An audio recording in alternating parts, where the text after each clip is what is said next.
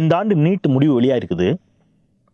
NEET முடிவுகளில் கிடைத்திருக்கக்கூடிய அதிர்ச்சிகள் என்ன அப்படின்னு கேட்டிங்கன்னா, மொத்தமாக நீட்டுக்கு நம்பர் ஆஃப் கேண்டிடேட்ஸ் எவ்வளோ பேர் அதுக்கு எலிஜிபிள், நீட்டு எழுதி முடித்து அப்ளை பண்ணவங்கள எழுதினவங்கள ஓகே இவர்களெல்லாம் தகுதியானவர்கள், நீட்டு தேர்ச்சி பெற்றவர்கள் அப்படின்னு ஒன்றிய அரசு ஒரு நம்பர்ஸ் கொடுக்குது. அந்த நம்பர்ஸ் என்ன தெரியுமா? 9,93,069. இப்படி எளிமையான ஒரு கணக்கு கூறுவோம். மொத்தமா 9,93,069 பேர் இவர்கள் டாக்டர். 9,93,000 டாக்டரா ஒரு வருஷத்துக்கு வெளியில வரப்போறா? இவ்வளவு பேருக்கு டாக்டர் சீட் கொடுத்துருவாங்களா அப்படின்னா, இந்தியாவில் மொத்தமா இந்தியா முழுக்க எல்லா மாநிலங்களில் இருக்கக்கூடிய அரசு மருத்துவக் கல்லூரி, தனியார் மருத்துவக் கல்லூரி, இது எல்லாம் சேர்த்தா மொத்தம் எவ்வளவு சீட்டு இருக்கு தெரியுமா படிக்கிறதுக்கு? வெறும் 91,927 சீட்டு தான். என்னங்க சொல்றீங்க? 91,927 சீட்டு தான் இருக்குது. ஆனா நீட் பாஸ் ஆனவங்க எத்தனை பேரு? 9,93,000 பேரு. அப்ப 9,93,000 பேருக்கு சீட்டு கொடுக்க மாட்டாங்களா? கொடுக்க மாட்டாங்க. இந்த 9,93,000 பேரிலிருந்து 91,000 பேரை செலக்ட் பண்ணி சீட்டு கொடுப்பாங்க.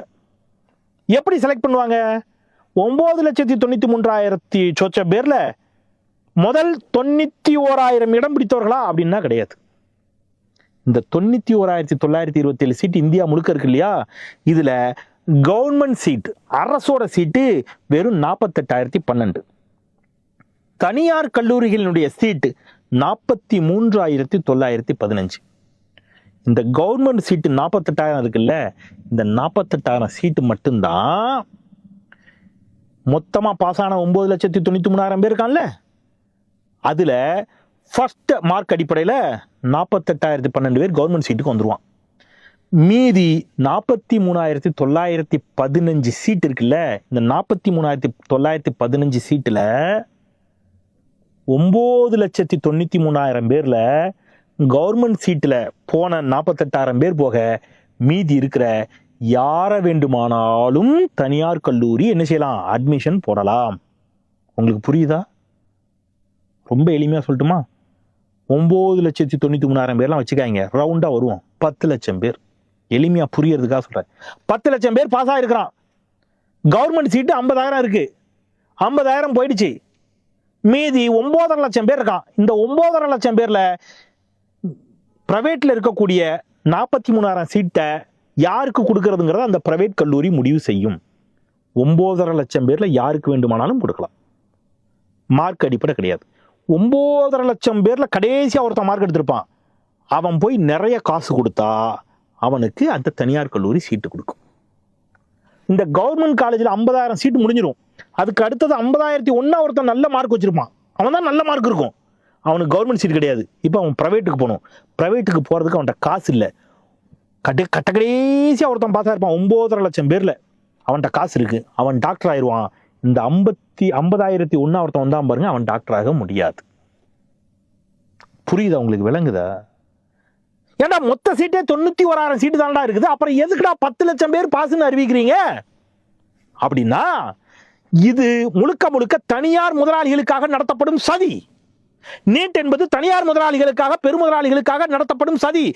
கவர்மெண்ட் காலேஜில் இருக்கக்கூடிய 48,000 சீட்டு போக மீதி இருக்க சீட்டை எப்படி நிரப்புறது? மதிப்பெண் அடிப்படையில் மொத்தமே 91,927 பேர் தான் பாஸ். போடா, மேல இருந்து ரிவர்ஸ்ல வாடா. அதுல இடஒதுக்கீடு. மோடி அரசுக்கு தில் இருந்தா, தைரியம் இருந்தா அப்படி சொல்லுமா? சொல்லாது. அப்போ தனியார் முதலாளிகளுக்கு இது நீட் பெரும் வரப்பிரசாதம். இப்ப சொல்லுங்க, நீட் யாருக்காக நடத்தப்படுகிறது? சரிங்க, இதை ஏன் தமிழ்நாடு மட்டும் கத்துது? இந்தியாவிலேயே அதிகமாக அரசு மருத்துவக் கல்லூரி இருப்பது தமிழ்நாட்டில் தான். 38 மெடிக்கல் காலேஜ் தமிழ்நாட்டில் மட்டும் இருக்கு. தனியார் மருத்துவக் கல்லூரி 32 இருக்கு. டோட்டலா 70 காலேஜ். ஆனா உத்தரப்பிரதேசத்துல அரசு மருத்துவக் கல்லூரி நம்மளை விட பன்மடங்கு மக்கள் தொகை அதிகமான உத்தரப்பிரதேசத்தில் வெறும் 35 காலேஜ் தான் கவர்மெண்ட் காலேஜ். பிரைவேட் காலேஜ் 32, டோட்டலா 67 காலேஜ் தான். நம்ம கிட்ட தான் இந்தியாவிலேயே அதிகமான கல்லூரிகள் 70 கல்லூரி இருக்கு. 70 கல்லூரி வைத்திருக்கக்கூடிய நம்ம தமிழ்நாட்டு பிள்ளைங்க எத்தனை பேர் இடம் பிடிச்சிருக்காங்க தெரியுமா? நீட்டில் பாஸ் ஆன பிள்ளைகள் 67,787 பேர். 67,787 பேர் நம்ம பிள்ளைங்க நீட் பாஸ். உத்தரப்பிரதேசத்திலேருந்து பாஸ் ஆனவன் 1,17,316 பேர். 1,00,000 பேர்னு வச்சுக்கோங்க. 1,00,000 பேர் உத்தரப்பிரதேசத்துலேருந்து நீட் பாஸ் ஆயிருக்கான். உத்தரப்பிரதேசத்தில் மொத்தமே எத்தனை சீட்டு தான் இருக்கு? 9,000 சீட்டு தான் இருக்கு. இப்போ இவன்லாம் எங்கே வருவான்? உத்தரப்பிரதேசத்தில் நீட் பாஸ் ஆனவன் எங்கே வருவான்? தமிழ்நாட்டில் இருக்கக்கூடிய தனியார் மருத்துவக் கல்லூரிக்கு வருவான். காசு கொடுத்தா அவன் சீட்டு கொடுக்கலாம், யாரும் கேட்க முடியாது. இதுதான் இப்போ பிரச்சனை.